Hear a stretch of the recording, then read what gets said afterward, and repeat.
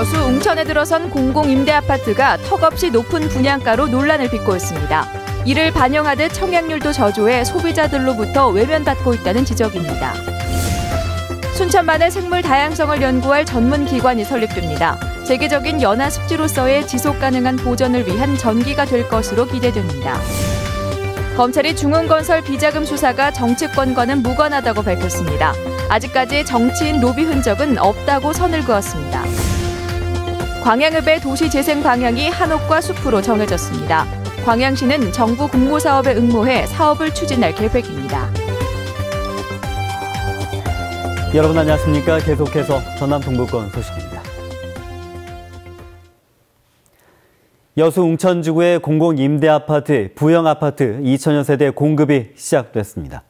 비싸다, 아니다 말들이 참 많은데요. 일단 서민들이 들어가기 힘들다는 건 확실해 보입니다. 첫 소식 권남기 기자가 전합니다.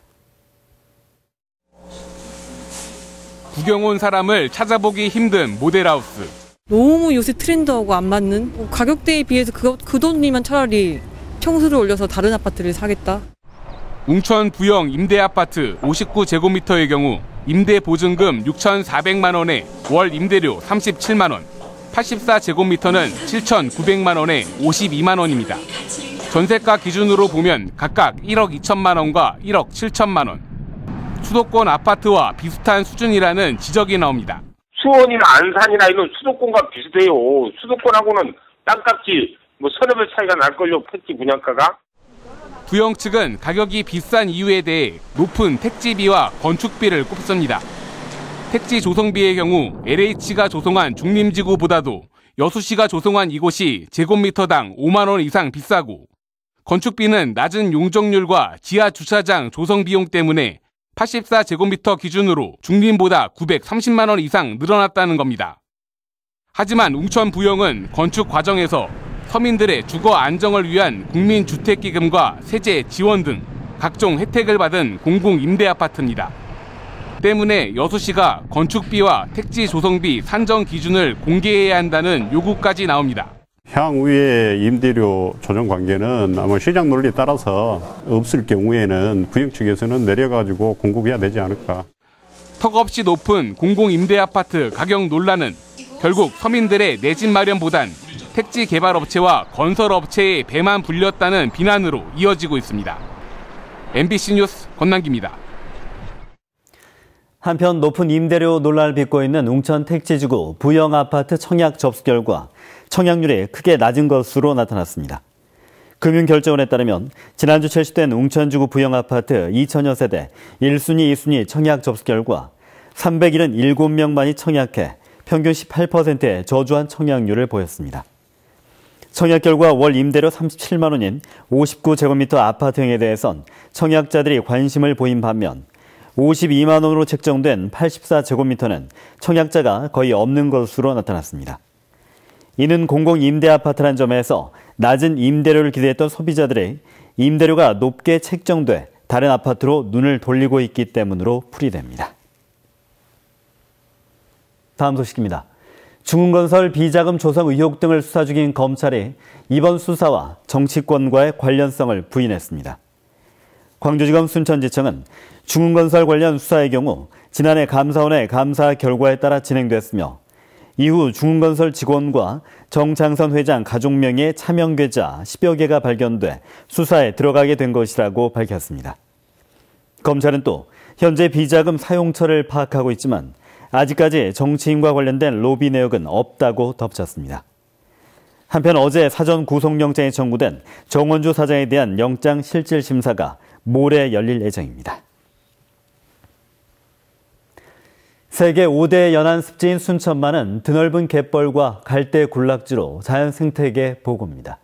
순천만의 생물 다양성을 연구 보존하고 또 멸종 위기종을 복원하는 전문 연구기관이 설립되는데요. 전승우 기자가 보도합니다. 광활한 갈대 군락지와 갯벌이 펼쳐진 순천만. 흑도누미 등 희귀조류 230여 종이 월동하는 자연생태계의 보고입니다.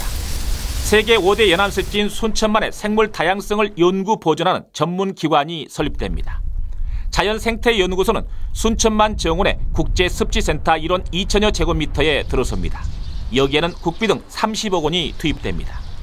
내년 6월 문을 여는 연면적 800제곱미터 규모의 연구소에는 연구 분석실과 증식 보건실 등이 갖춰집니다. 전문 인력 17명이 배치되는 연구소는 먼저 순천만의 생물 다양성에 대한 체계적인 연구 보전 업무를 맡게 됩니다. 순천만은 지금까지 연구소가 없었습니다. 근데 순천만 생태연구소는 순천만의 생물 다양성을 연구하는 천병의 역할을 할 것입니다. 또 외부 영역에 의존해온 순천만의 서식생물 분포와 변화, 갯벌과 수질 조사를 수행합니다. 대추, 기고종 등 멸종 위기종에 대한 정식 복원으로 생태계 회복에도 나서게 됩니다. 오는 2020년을 목표로 지방정부 차원의 생물 다양성 전략계획 수립과 이행에 발벗고 나선 순천시. 전문 연구기관 설립으로 시동을 거는 생물 다양성 연구가 순천만의 지속 가능한 보존에 새 전기가 마련될지 주목됩니다. MBC 뉴스 전승우입니다. 광양시가 광양읍지역 도시재생의 구체적인 방향을 한옥과 숲으로 설정했습니다. 광양시는 광양읍 일원 82만 5천여 제곱미터에 대한 도시재생 주제를 한옥과 숲이 어우러진 햇빛골 광양으로 정하고 읍성 주변과 주거지역, 녹지지역 등으로 나눠 도시재생 사업을 추진키로 했습니다.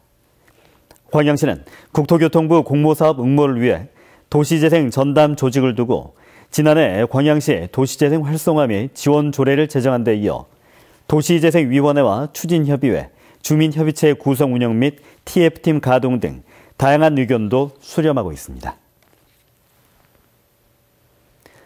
엿새개 박람회 사후활용 추진위원회가 임기가 만료된 박람회재단 이사장 자리에 공모를 통한 적격자 선임을 정부에 요구했습니다. 사후활용 추진위는 오늘 성명을 통해 이같이 밝히고 여수박람회 폐막 후 박람회장은 사후활용의 방향을 잃고 표류하고 있다며 재단은 지역민들의 기대에 부응하지 못했을 뿐 아니라 지역과의 소통에도 성실하지 못해 많은 실망을 초래해왔다고 지적했습니다. 추진위는 또 박람회재단이 박람회장 활성화와 바람직한 사후활용 방안 수립을 위해 본연의 기능에 충실할 수 있도록 재원과 권한 등을 적정하게 지원하라고 주장했습니다. 순천의 한 상가 신축 공사에 참여한 근로자들이 3년 동안 15개월의 임금을 받지 못했다며 시공사 대표와 건축주를 고발했습니다. 지난 2012년부터 순천시 해룡면의 한 상가 신축 공사에 참여한 근로자 11명과 하도급 업체 3곳은 임금과 자재 대금 등 15억 3천만 원을 아직까지 받지 못했다며 시공사 대표와 건축주를 임금 체불과 사기 등의 혐의로 어제 검찰에 고발했습니다.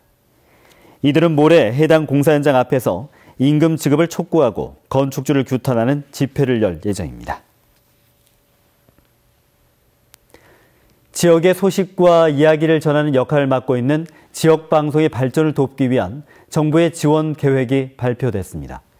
질 높은 프로그램이 만들어질 수 있도록 제작비를 지원하고 또 경쟁력 있는 프로그램은 해외로도 유통될 수 있게끔 한다는 이야기인데요. 김윤비 기자가 정리합니다.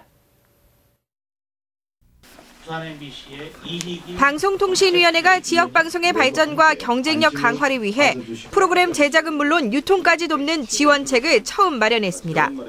지역방송 발전의 초석을 다지고 성장의 여건을 마련하는 골든타임이라는 이런 생각을 가지고 대전에서 열린 공청회에서 발표된 지원 계획은 지난해 말부터 시행된 지역방송 발전 지원 특별법에 따른 것으로 우선 지역의 소식을 전하는 프로그램에 올해 23억 원을 시작으로 제작비를 지원합니다. 또 지역 방송사가 제작한 우수 프로그램은 지역을 넘어 해외로도 유통될 수 있도록 돕고 과도한 규제를 완화하는 방안도 포함됐습니다. 지역방송 활성화를 통해 지역민들의 행복 추구권 등 헌법적 권리가 보장되는 상태의 구현을 비전으로 설정한 것입니다. 학계와 시민단체, 지역방송 관계자들은 경쟁력 있는 프로그램 제작을 위해 무엇보다 재원 확보가 중요하다는 데 뜻을 모았습니다. 시간과 돈을 들인 프로그램은 중앙지상파에 버금가게 만들고 있습니다. 결국 방송의 질은 사실 제작비와 비례한다고 봐야 될 것 같습니다. 지역방송 제작비가 중앙지상파의 10분의 1도 못 미칩니다. 특히 광고 매출액의 2.78%를 내는 방송발전기금 분담금도 종편과 일부 유료 방송처럼 유예하는 방안이 시급하다는 의견도 나왔습니다. 한편 방통위는 공청회 등의 의견을 수렴해 다음 달 중으로 의결을 거쳐 지원 계획을 확정하고 시행할 예정입니다. MBC 뉴스 김유미입니다.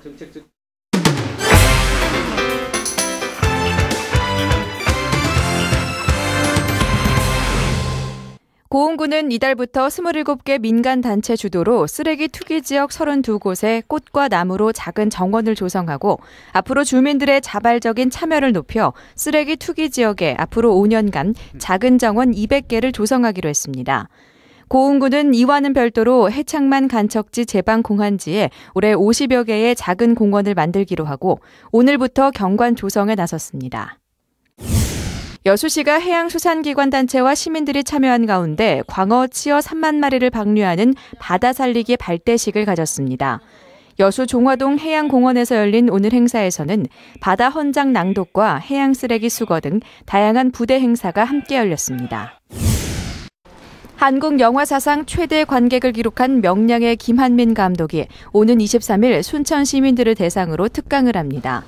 이번 특강에서 김 감독은 아주 특별한 영화 이야기란 주제로 영화 명량에 반영된 시대 정신과 촬영 에피소드 등을 들려줄 예정입니다.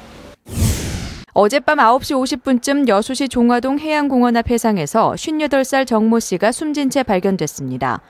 여수 해양경비안전서는 시신이 발견되기 2시간 전쯤에 정 씨가 술을 마시고 있었다는 목격자의 진술을 토대로 정확한 사망 경위를 조사하고 있습니다. 지금까지 데스크 단신이었습니다. 순천시의 민선 6기 현안 사업인 해룡천 수질 개선 사업이 국비 지원으로 탄력을 받게 됐습니다. 순천시는 연양 3지구와 순천만 좋은사를 흐르고 있는 해룡천이 환경부가 지정하는 오염하천 집중 개선 대상지로 선정이 돼 국비 258억 원을 지원받게 됐다고 밝혔습니다. 이에 따라 순천시는 오늘 2019년까지 상류지역 하수관거 정비사업 210억 원, 생태보건사업 108억 원, 하천 용수확보 사업에 82억 원 등 모두 400억 원을 투입해 해룡천 수질 개선 작업에 들어갑니다.